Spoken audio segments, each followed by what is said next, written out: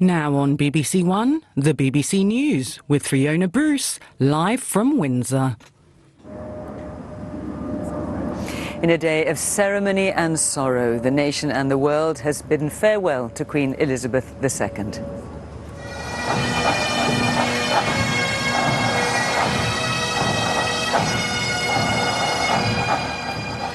King Charles followed the procession of his mother's coffin from Westminster Hall as the state funeral began.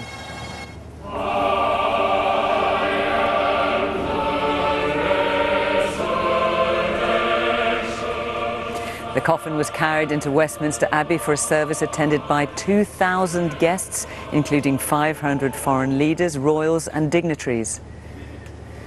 All the generations together, the Queen's grand and great-grandchildren in solemn procession. All who follow the Queen's example and inspiration of trust and faith in God can with her say, "We will meet again."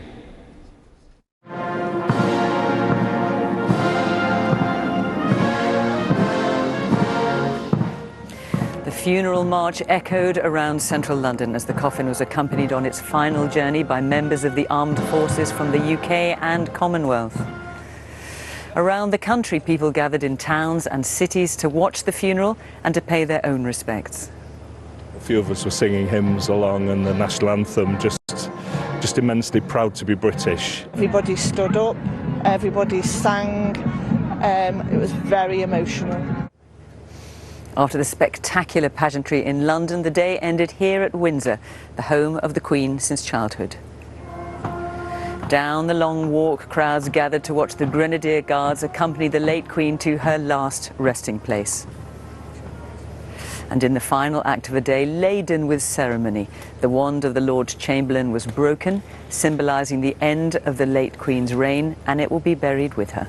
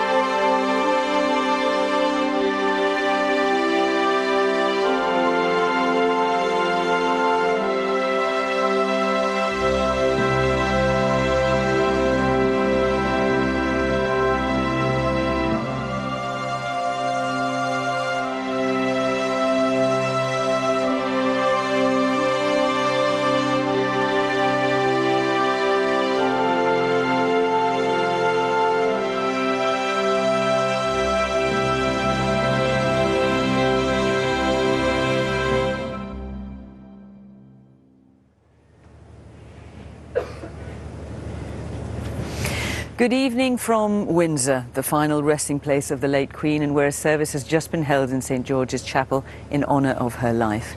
Earlier, a day of the highest ceremony, not seen in this country for nearly 60 years, mixed with private sorrow as the state funeral was held in Westminster Abbey, the building in which Queen Elizabeth was married and crowned.